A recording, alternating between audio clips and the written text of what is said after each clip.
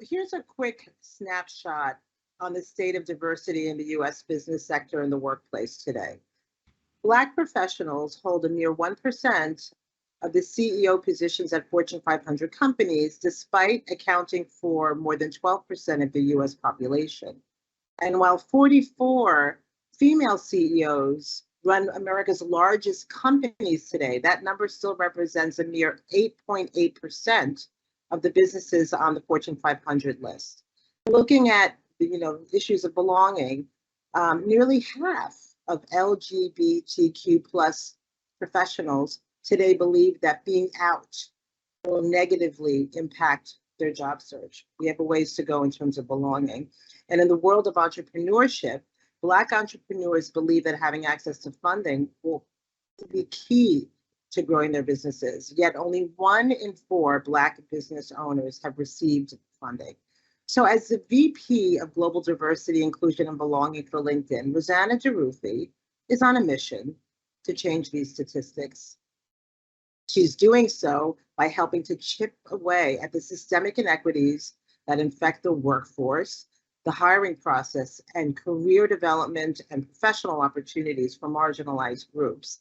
But she also knows that talk is cheap and LinkedIn needs to be the change it wants to see in the world, as the saying goes. So that's why the professional network, which connects 740 million workers and 55 million companies, has committed, for one, to doubling the number of Black and Latino leaders in its senior ranks. Rosanna is also on a mission to help small businesses to big companies create equal access to professional opportunities, with a range of solutions. We're talking about DEI training sessions on topics like unconscious bias, to offering resources for entrepreneurs of color. So I am so happy to welcome Rosanna Durruthy, and she's going to share what LinkedIn is doing within its own ranks to advance DEI and how it's helping small businesses to billion-dollar companies shape DEI strategies that generate meaningful, measurable results. Welcome, Rosanna. Hi. I'm so happy to be here with you.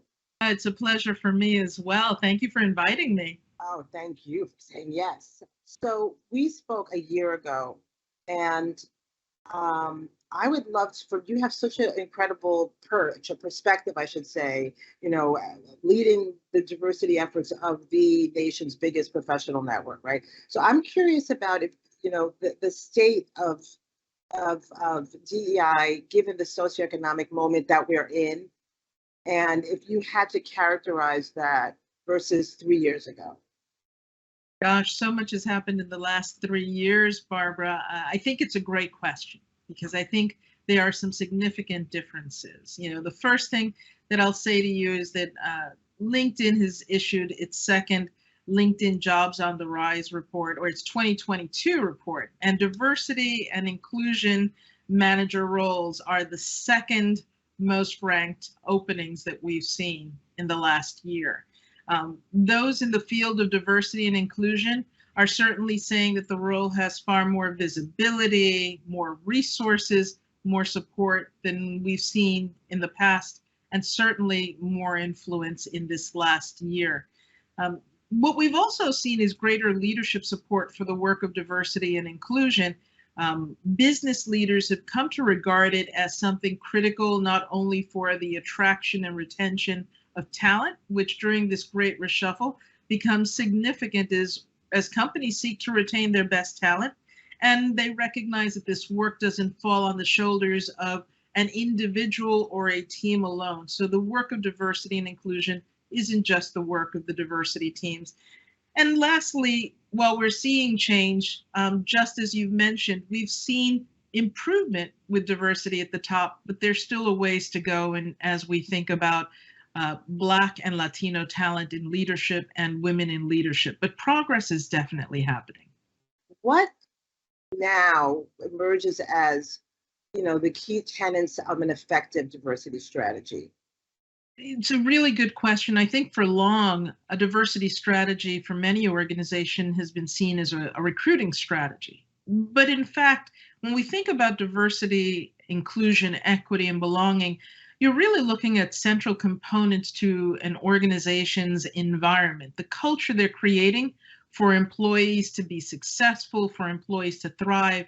You're looking at the way in which leaders lead inclusively, which I think is very much a skill set of the 21st century, the ability to create psychological safety and cultural humility and trust with your teams, and certainly equipping leaders to do more than just understand what bias is, but as importantly and more importantly, affirm and create a culture of inclusion for all employees to create an experience of belonging for each other, is I think central to the experience. At LinkedIn, certainly we place a continued focus on an environment of belonging.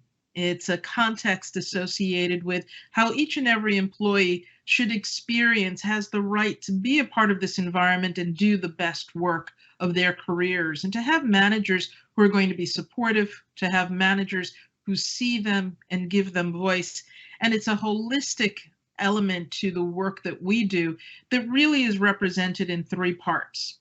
The first is how to set expectations for people, leaders, and managers around this work of diversity, inclusion, equity, and belonging. The second is to ensure that they have the education and the skills to do their work effectively. And the third is to ensure accountability. Expectations, education, and accountability are central to a strategy that enables success for any organization. And certainly at LinkedIn, that's how we approach it. So last year you said we're going to double the number, committed to double the number of Black and Latino leaders in your senior ranks, right, over a 5-year period. I'm curious about two things. Why was that initiative key from a macro point of view, and what the potential ripple effects of that might be, and also any updates on your progress so far? Certainly. I'll start with the progress and then talk a little bit about what's behind the scenes. So in our 2021 diversity report, we shared that we were pacing ahead of schedule on the commitment which we made at middle of 2020, shortly after we saw what was happening in the environment, and a recognition that more needed to be done to be inclusive for the Black and Latino community in tech and at LinkedIn. And since that time, what we've seen in the last year is that the growth of Black leadership, including senior individual contributors, managers, directors, senior directors, and vice presidents at LinkedIn, has grown by 35%, and for their Latino counterparts, more than 20%, 20.3% to be exact. So we're proud of the strides that we're making. If pride is even a word I'd use, I would say we're successful in leaning into this objective, but I think we recognize there's a lot of work still to be done. And, to your question, why is this important? Certainly, when we think about the work we do of creating economic opportunity for every member of the global workforce, an important part of our own values is to create economic opportunities at LinkedIn. Here in the United States, the growth of the Black and Latino population and representation and access to those economic opportunities in industries like technology haven't always been forthcoming. And so we recognize that success for an organization like ours, helping our members achieve opportunity and to realize those opportunities, comes when you not only understand and recognize the needs of that membership to have access, but you create access in your own workforce. I think what's really also very true about this is, as we continue to invest in this work, it's not just about representation on any given day. It's about the continuity and the sustained progress being made to ensure that highly qualified talent is given opportunity, whether it existed in the past or not. The reality is there's a lot of talent out there, and it's up to us to ensure that we're helping not only LinkedIn, but helping our customers and our members create the match for those opportunities. So we think we're finding a path to create that long-term sustained progress. You have said, and LinkedIn has said, you set out to help dismantle obstacles Black entrepreneurs face. We know during the pandemic, there was a disproportionate number of formations of Black-owned businesses, for several reasons. And also the pandemic exacerbated the obstacles Black and people of color face in building businesses. I think this 58% of Black-owned businesses were facing financial hardship pre-pandemic. compared to 27% of white-owned companies. What are the core challenges Black entrepreneurs of color are facing, and how is LinkedIn addressing them meaningfully? So you may have seen that we've released a series of surveys of the Black entrepreneurial community, the LGBT community, the Latino community as well. And really important in that is that we've seen that there are certainly trends that have emerged during COVID. As an example of that, Black professionals who already were turning toward entrepreneurship in unprecedented rates opened up more than 1.5 million businesses up through August 2021 from February 2020. That was a 38% increase in the number of Black entrepreneurs during a particularly challenging time. And what we have the opportunity to do is illuminate through the data that we discover in our surveys as a way of really helping companies grapple with the fact that they have employees as well who may have entrepreneurial aspirations. In some cases, those aspirations can be supported as a side hustle. In some cases, those aspirations can meaningfully be supported through sponsors and mentors that can help individuals build networks to better access not only the advice necessary, but also access to capital. We heard from Black business owners that one of the big challenges that they experienced as entrepreneurs was that 36% of them struggled with access to capital.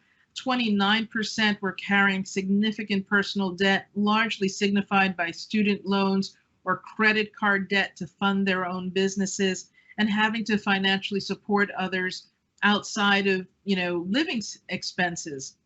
And so mentorship and network access becomes so critical. The social network and the social capital associated with individuals who are influencers, individuals who can unlock the access to capital, and most especially having access to experienced leaders who can help Black entrepreneurs foster successful growth in their businesses and growth in their communities becomes really important. 23% of Black entrepreneurs cited having a limited network as an obstacle to their career growth. And as we think about companies and their leaders often have access not only through the network connections they build at work, but through membership associations and professional associations. And so the power of networks, the power of being connected, the power of supporting each other becomes really consequential to not only growing the trust of employees, but also growing the trust of future business leaders in our communities, future vendors and partners who help our companies realize their aspirations. So are you saying that that LinkedIn is now providing a hub for this networking, for raising funds, a formal path to these opportunities? Part of the path that we're offering is part educational, unlocking LinkedIn learning courses that become really important for entrepreneurs to understand what's necessary so they can build their businesses.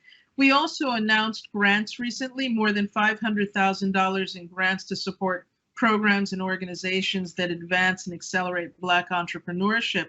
And so working with our partners, unlocking the access to those opportunities so that they can more readily scale to people who are in the community, who are already engaged in seeking that chance. And, this is really an opportunity for all of us to lean in. It's not just the work that one organization does, but ultimately how all of us recognize and can see how the trends are indicative of aspirations in communities and what are we doing to support communities in realizing and fulfilling on their objectives. I think it's so important that it's such a personal mission for so many people in marginalized groups, but that sometimes gets forgotten. And you and I have talked about bringing your whole self to work, right? And how important that is to be able to work okay and be happy. And so in that spirit, as a fellow woman of color and as a Latina, I was very touched, and it really resonated with me, the story that you told about yourself. People see you, she's successful, but being underestimated because of unconscious bias. And it just struck me as to how personal this work is for you, and how that really informs your work. And I'd love for you to share that with our audience, if you would be so kind to. the course of one's life will yield these inflection points or moments when we recognize that something's not quite right. But I was in high school and I had reached my senior year in high school. I'd always been a strong student, a straight A student. I was student body president. I had skipped a couple of times. So by all indications, I had done well academically and had aspirations to go to college. But I'm always struck by the experience I had as a 15-year-old meeting with my college counselor advisor for the first time. So what colleges or universities are you thinking of? And I was bold, audacious, as you could imagine for a 15-year-old who was already student body president. And I said, well, Harvard's my first choice and Yale is my backup. And I've applied to Columbia because if I can't get into Harvard, my parents won't let me go away to school. So I had a long roster in mostly Ivy League schools.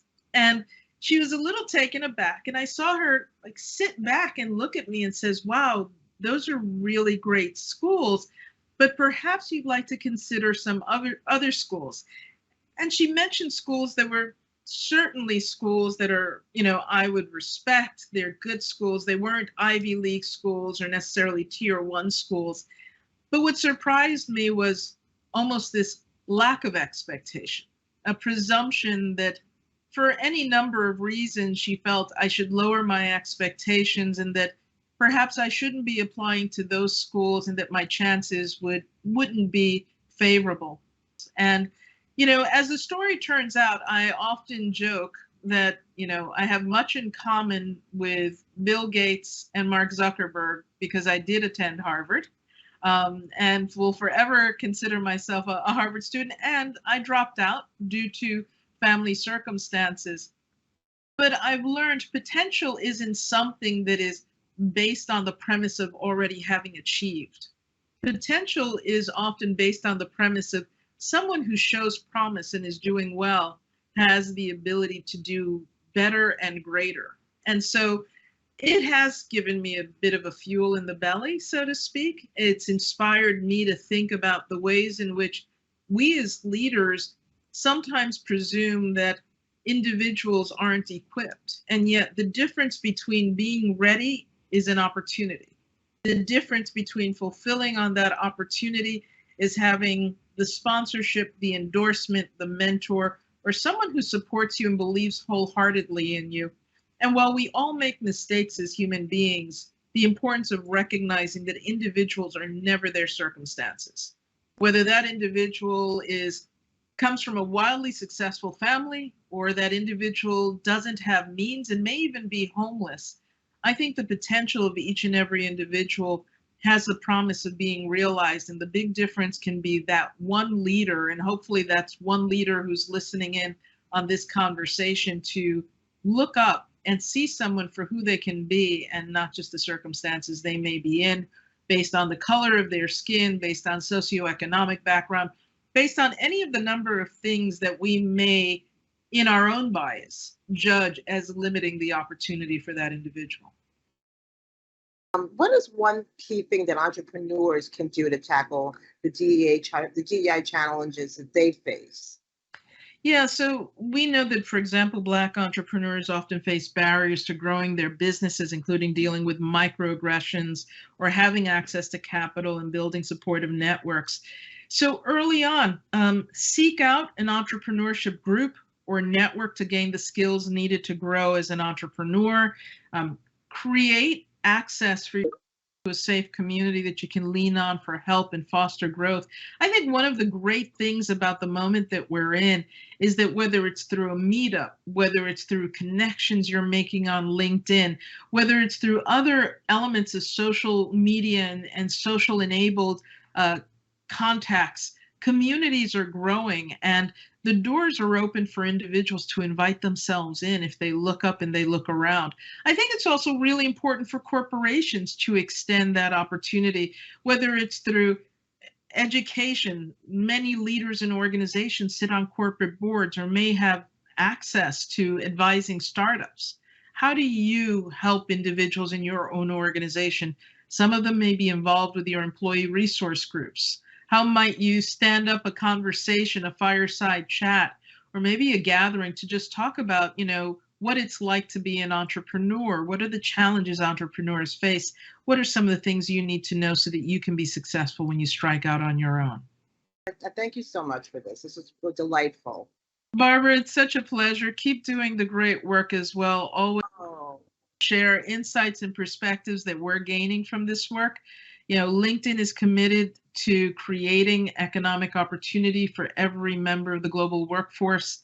I recognize that in my work of diversity, inclusion, and belonging, we help ensure that there's access to those opportunities. So I appreciate your being a partner in these conversations.